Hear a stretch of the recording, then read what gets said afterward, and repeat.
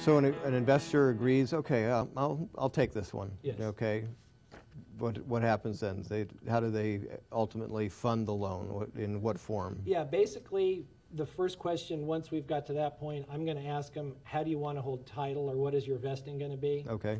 And once again, comparing it to a house, just as, you when you buy a house, you have to title it, like, Craig, a married man, sole and separate, or et cetera. So I ask them what their vesting is going to be, and it's either going to be as an individual. A lot of times it's in a trust. Mm-hmm. It might be in a retirement plan. So then they would tell me how they're going to vest it. Then what I would do is I would give all the information to Robin and Rhonda, who are, they do the escrows. Mm-hmm. And what they're going to do is they're going to prepare all the documents.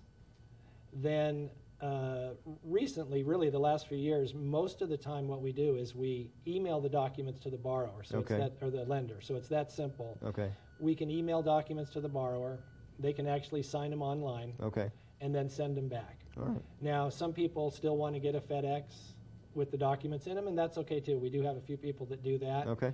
And then once we need the funds, which is usually, say 5 days or so after we start the process, they can either send in a check, which the majority do, Right. or sometimes they want to wire to us. Okay. So those would be the options. And then once they wire to us or send us a check, then we're going to transfer the money to the escrow so they can close the transaction, and then they're going to start earning interest. Who keeps the original promissory note? We actually do keep the original promissory notes. We have a cabinet that's all it has in it is originals, a fireproof cabinet. Right. So we make sure that those are easy access. I know for myself, I'm not the best at paperwork. Me neither. So if I like knowing if I had to go ask Robin, where's my note on this property, she would know right where it was. How long usually before I get my first interest check?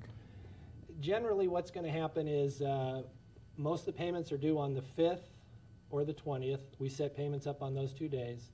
So you're generally going to get a partial interest payment when the loan closes. And what I mean by that, let's say your loan closes on the 10th of the month. Okay.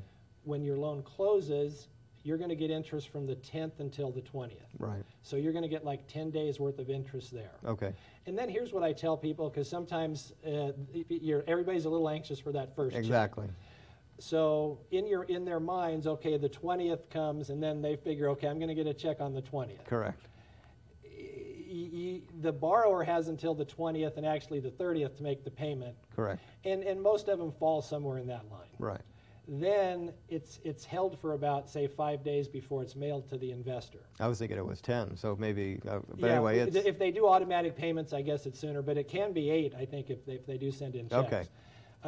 So then they're going to get their first payment, which sometimes can be 45 days after that first interest check. And then usually 30 days. That's what consistently. I tell them. Yeah, I kind of put it this way: the first check can come anytime, and then 30 days very consistently after that. At what point do they finally? I guess it's going to work. It seems like it's getting quicker and quicker. It just seems like a few payments, and a lot of times. Just to follow up with something, it might be a question there, but once we go through that procedure, then there's some things that come back to our office. Okay. This is part of the servicing. Okay. We're going to get that title policy. We're going to get a recorded deed of trust. Okay.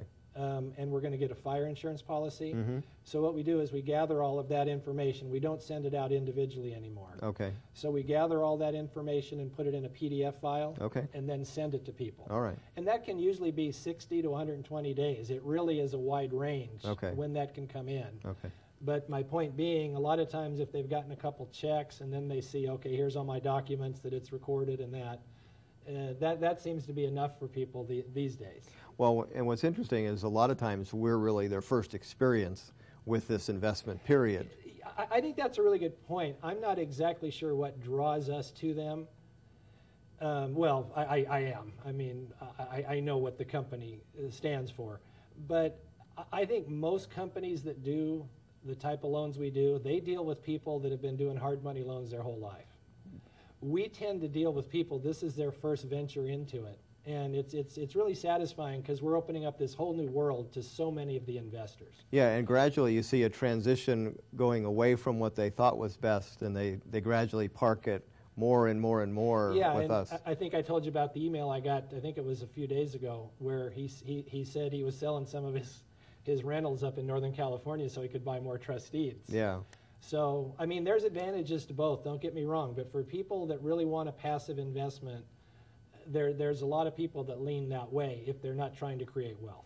Well, I think some of each is a good mix. You know, that's my Absolute- idea of diversification absolutely. is the property and the Yes. trust deeds. But I do know which one's less hassle. Yeah.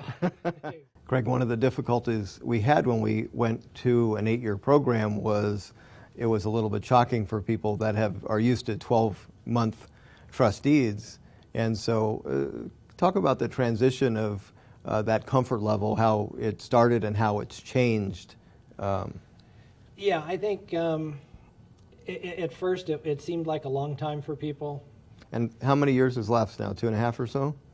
3.5. 3.5. Okay, so Yeah. I mean, that's an interesting thing because they've gotten 9% yield for 3+ years. Yeah, when they're so really there were two comments that come up a lot. One is what happens if interest rates go up. okay. Like that's kind of was my, that was something I got a lot. Well, I don't want to lock it in, and that now is my response, because I've even had people call me 2 years afterwards and say, yeah, geez, instead of getting 1, at least I could have been getting 9 right now. Exactly.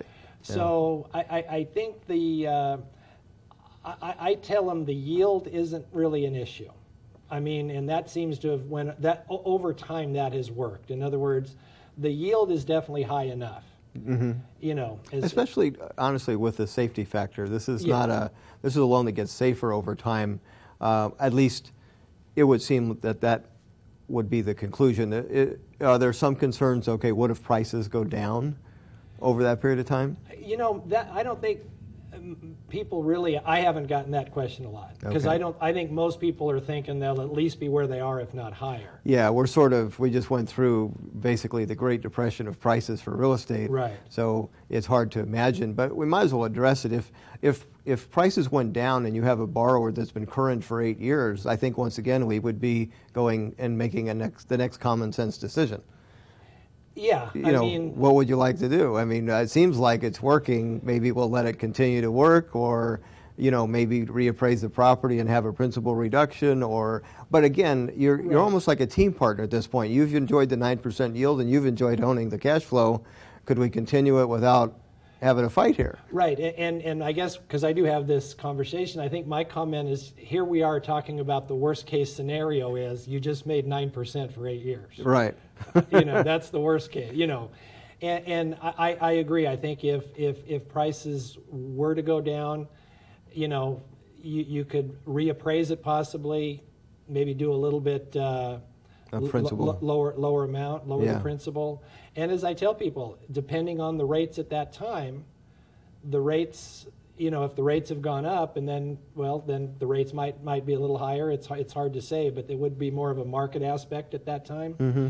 And because I think there's a market aspect, we would have the ability, if they didn't want to go on, as long as it was a market rate for private money, I mean, somebody would be more than happy to step into their shoes. Exactly. So, yeah, it sounds like a big problem, then all of a sudden you realize, okay, this is no way going to be a big problem. Right. It probably is now at below 50% LTV as well. So, and your true concern will be, okay, if I get paid off, how do we get it reactivated into the same vehicle? Yeah, that question I get a lot more, and that's harder to answer because you don't know what the vehicle will be then, because we're doing this program now because it makes sense now. You're right. That's true. There will be a time period where we go, okay, yeah, 8 years may not be a comfortable That's time too far frame. out. Exactly. Yeah. So that's a really harder question to answer because, at that time we don't know what the investment market might be like. That's right. So, all right.